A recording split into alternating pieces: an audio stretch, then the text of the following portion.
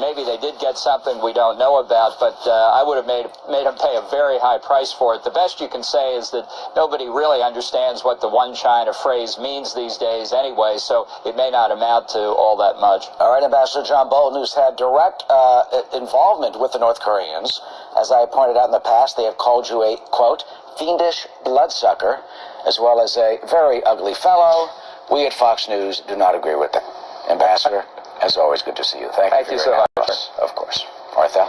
All right, Eric and Ambassador, we're going to get back to politics here at home. The U.S. Senate expected to cast a vote tomorrow on President Trump's pick to lead the Department of Veterans Affairs. David Shulkin currently serves as Undersecretary of Health for that agency that has suffered scandal in recent years, most notably at the Phoenix VA Medical Center, where in 2014, veterans waited for months to get care, resulting in some deaths. Shulkins was sent in to help reduce wait times. Will Carr joins us live now from there in the West Coast. And, Will, I guess the major question is, how would Shulkin perform as the head of the department?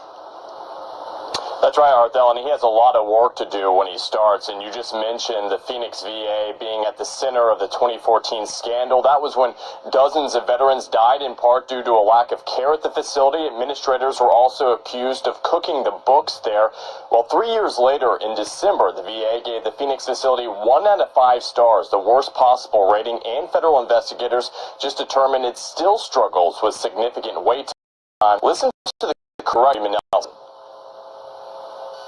We have made significant progress here at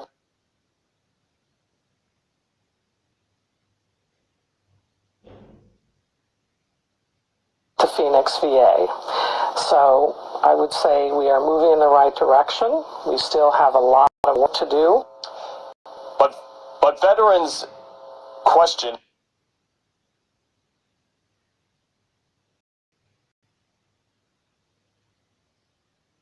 if Nelson is the right person to turn things around. She ran the St. Louis VA from 2009 to 2013. During that time, 1,800 veterans had to be notified they may have been exposed to hepatitis and HIV.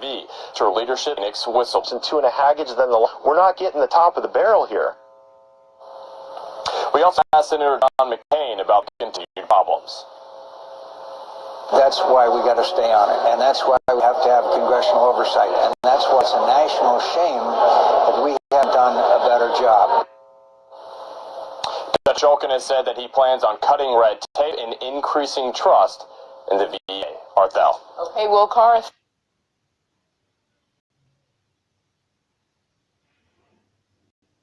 Thank you very much. Meanwhile, President Trump's pick to lead the Treasury Department also expected to be confirmed tomorrow.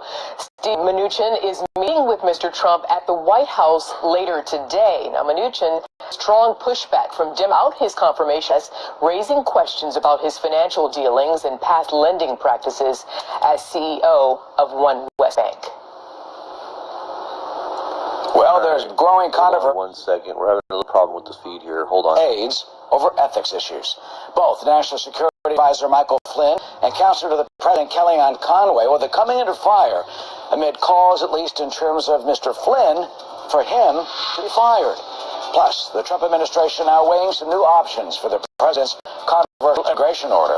Coming up, we'll talk about what could happen if the president decides to new tack and have a new order or executive action.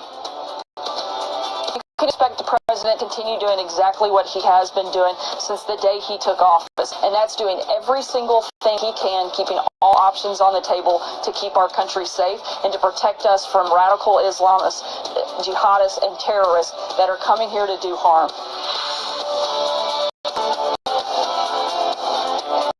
Boost. It's about moving forward, not back. It's being up, not down. It's feeling up, thinking up, living up. It's being in motion, in body.